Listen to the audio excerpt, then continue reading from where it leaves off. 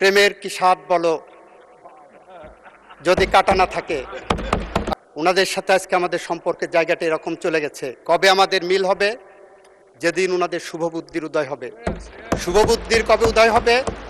যেদিন আমাদের দেখা হবে।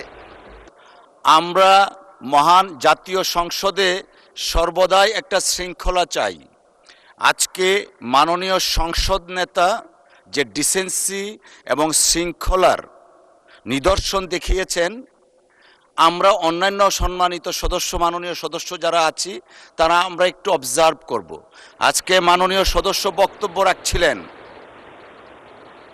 মাননীয় আইনমন্ত্রী, উনার সামনের আসন ছিল মাননীয় সংসদ নেতার। যেহেতু ফ্লোর ক্রসিং হয়ে যাবে, উনি তৃতীয় সারিতে বসলেন। সো এইটা আমি একটা এক্সাম্পল দিচ্ছি towards all the others honourable member, let us learn. মাননীয় স্পিকার, আপনার মাধ্যমে এই সংসদে, এই মহান সংসদে আমি বিরোধী দলীয় নেতা সহ বিরোধী দলীয় সকল সংসদ সদস্যকে ধন্যবাদ জানাতে চাই।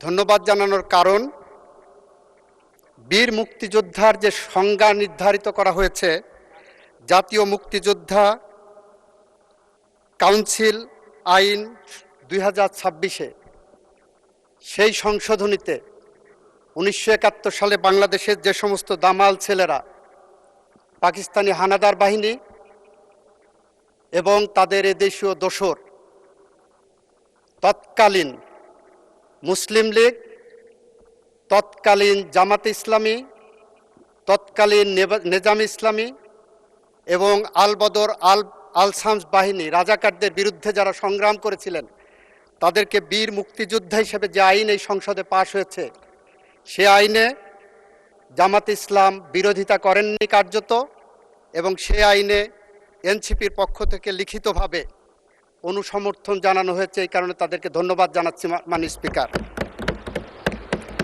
By operation of law and interpretation, তাহলে এটা ইস্টাবলিশড হয়ে গেল যে 1971 সালে বাংলাদেশের স্বাধীনতা যুদ্ধে কারা বিরোধিতা করেছিলেন, কারা খুন, গুম, ধর্ষণের সাথে জড়িত ছিলেন, যারা বাংলাদেশের অগণিত অসংখ্য মানুষের জীবন কেড়ে নেওয়ার সাথে জড়িত ছিলেন।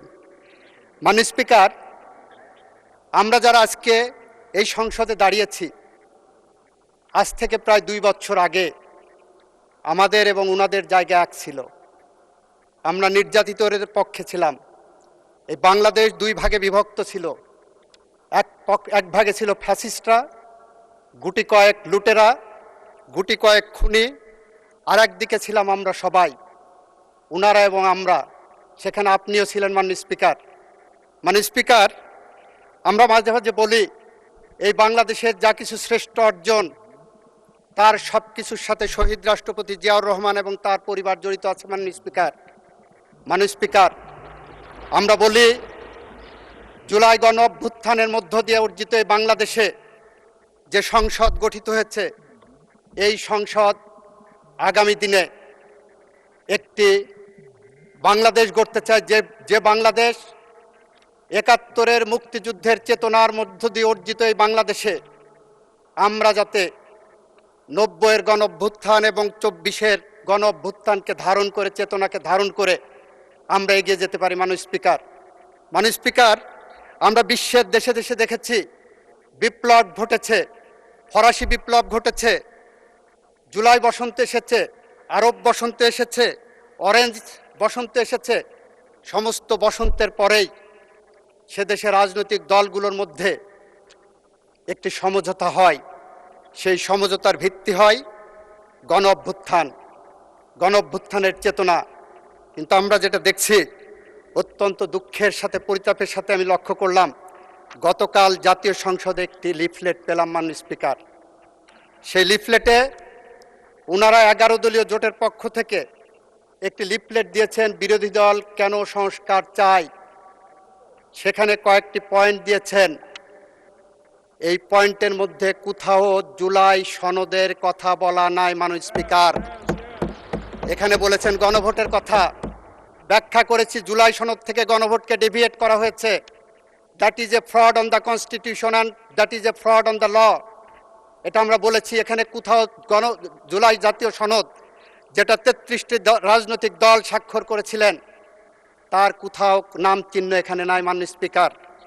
এটা পড়তে যে মনে হলো 33-এ পাশের একটা থিওরি আছে মাননীয় স্পিকার।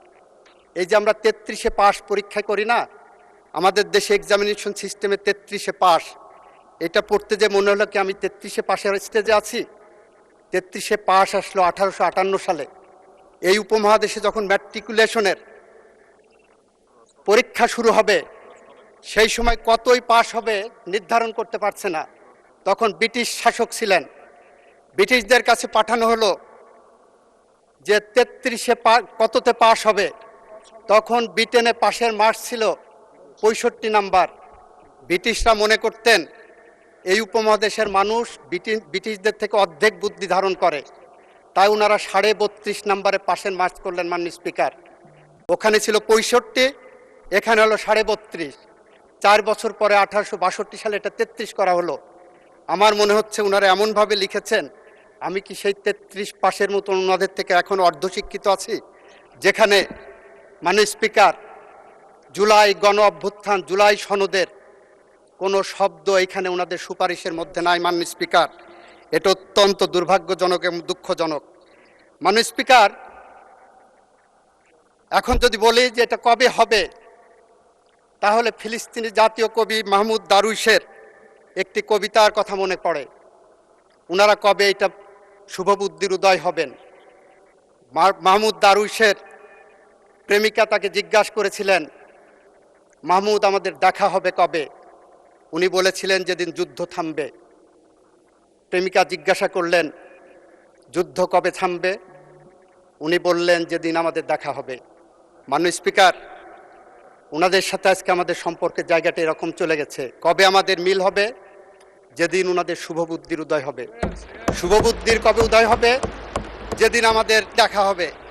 মাননীয় স্পিকার, আমার 26 সেকেন্ড সময় আছে, আমি আরো 5 মিনিট সময় চেয়েছি মাননীয় স্পিকার। জি, আপনাকে 4 মিনিট সময় দেওয়া হবে। 4 মিনিট। মাননীয় স্পিকার, আমরা এমন একটি সময়ের মধ্য দিয়ে পার হচ্ছি, যে সময় এই সংসদে আমাদের কথা বলার কথা ছিল মধ্যপ্রাচ্য যুদ্ধ, যে সময় আমাদের কথা বলার কথা ছিল বাংলাদেশের অর্থনৈতিক। 4 মিনিট বাড়িয়ে দেন প্লিজ। 4 মিনিট। আমাদের অর্থনৈতিক যে মেরুদণ্ড ভেঙে গেছে, সেই মেরুদণ্ডকে কিভাবে সোজা করতে পারি, এ সময়ে কথা বলার কথা ছিল আমাদের জুলাই যোদ্ধাদের স্বপ্ন কিভাবে বাস্তবায়ন করতে পারি। আমাদের কথা বলার কথা ছিল কিভাবে বাংলাদেশের কৃষকের পাশে দাঁড়াতে পারি। আমাদের কথা বলার কথা ছিল কিভাবে বাংলাদেশের ভুখা নাঙা মেহনতি মানুষের পাশে দাঁড়িয়ে বাংলাদেশের আগামী ভবিষ্যৎ আমরা তৈরি করতে পারি। অথচ আমরা কথা বলছি কি নিয়ে? গণভোটের 4টি প্রশ্ন নিয়ে। মাননীয় স্পিকার, গণভোটের 4টি প্রশ্ন ছিল, তার 3.5টি প্রশ্নের ব্যাপারে বিএনপির কোনো আপত্তি কখনো ছিল না। বাকি অর্ধেক যে প্রশ্নটা, সে আধা প্রশ্নটা হলো আধা প্রেম আধা প্রতারণা। আধা প্রেম কিরকম দেখাচ্ছেন? আমরা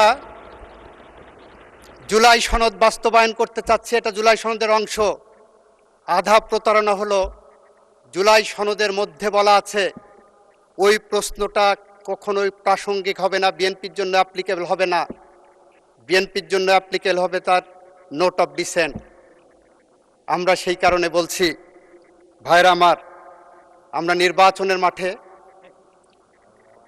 মাননীয় সংসদ সদস্য আই স্ট্যান্ড কারেক্টেড। মাননীয় স্পিকার, আমি দুঃখ প্রকাশ করছি, নির্বাচনের মাঠে আমাদের নিজস্ব এজেন্ডা ছিল। নির্বাচনের মাঠে যখন মা বোনের কাছে ভোট চাইতে গেছি, তখন শুনেছি বেহেশতের টিকিট নাকি কেউ বিক্রি করেছেন। মাননীয় স্পিকার, আমি নিজে কানে শুনেছি, আই এম দ্য উইটনেস। দ্বিতীয়ত, আপনাদেরটা শুনবো মাননীয় স্পিকার, আপনার মাধ্যমে বলতে চাচ্ছি, যদি ভুয়া হয়ে থাকে, প্লিজ আপনারা কথা বলবেন না। যদি ভুয়া হয়ে থাকে মাননীয় স্পিকার, তাহলে ধন্যবাদ জানাচ্ছি।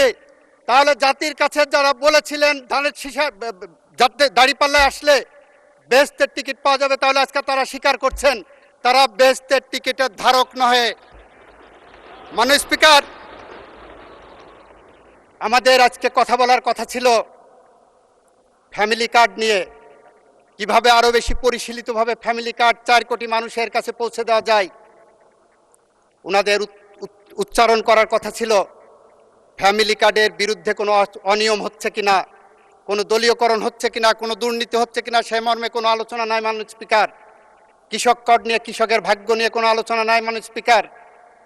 মাননীয় স্পিকার, ইমামদের জন্য ভাতা চালু করা হয়েছে, আমাদের মাননীয় প্রধানমন্ত্রী করেছেন, সেই মর্মে কোনো আলোচনা নাই মাননীয় স্পিকার। ধন্যবাদ নাই। আমি ধন্যবাদ জানাতে চাই মাননীয় বিরোধী দলের মাধ্যমে ওনাদের সংসদ সদস্যদেরকে। এই সংসদ মাঝে মাঝে নির্জীব হয়ে গিয়েছিল, মাঝে মাঝে অনাহুত কারণে, উইদাউট এনি রিজনেবল গ্রাউন্ড ওনারা বয়কট করেছেন, উত্তেজনা সৃষ্টি করেছেন। এখনও যেমন উত্তেজনা সৃষ্টি করলেন। এতটুকু যদি না থাকে, প্রেমের কি স্বাদ বলো যদি কাটা না থাকে। আমরা সেই কারণে মাননীয় স্পিকার বলছি, আসেন বাংলাদেশকে গড়ি, আসেন শহীদ রাষ্ট্রপতি জিয়াউর রহমানের আদর্শে গড়া যে বাংলাদেশ। আপনাদেরকে ধন্যবাদ জানাই, অনেকে শহীদ রাষ্ট্রপতি জিয়াউর রহমানের আদর্শের কথা বলেছেন, খালেদা জিয়ার কথা বলেছেন। আসেন সেই স্বপ্নের সিঁড়ি বেয়ে হেঁটে চলি। যদি আমরা ব্যর্থ হই, তাহলে কবি হেলাল হাফিজের ভাষায় আমরা উত্তর পুরুষের ভীরুকা পুরুষের উপমা হয়ে থাকব। নিশ্চয়ই আপনারা সেটা চান না, আমরা তো চাই না। আসেন সেই পথ ধরে হাঁটি। ধন্যবাদ মাননীয় সদস্য, ধন্যবাদ মাননীয় সদস্য। মাননীয় সদস্যবৃন্দ, আমরা মহান জাতীয় সংসদে সর্বদাই একটা শৃঙ্খলা চাই। আজকে মাননীয় সংসদ নেতা যে ডিসেন্সি এবং শৃঙ্খলার নিদর্শন দেখিয়েছেন, আমরা অন্যান্য সম্মানিত সদস্য, মাননীয় সদস্য যারা আছি, তারা আমরা একটু অবজার্ভ করব। আজকে মাননীয় সদস্য বক্তব্য রাখছিলেন, মাননীয় আইনমন্ত্রী, উনার সামনের আসন ছিল মাননীয় সংসদ নেতার।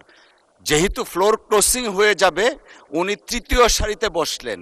সো এইটা আমি একটা এক্সাম্পল দিচ্ছি towards all the others honourable member. Let us learn. অসংখ্য ধন্যবাদ। আলোচনায় অংশগ্রহণ করবেন ঢাকা 2 আসন থেকে নির্বাচিত মাননীয় সদস্য জনাব মোহাম্মদ আমান উল্লাহ আমান। জনাব মোহাম্মদ আমান উল্লাহ আমান, আপনার সময় 8 মিনিট। ধন্যবাদ আপনাকে।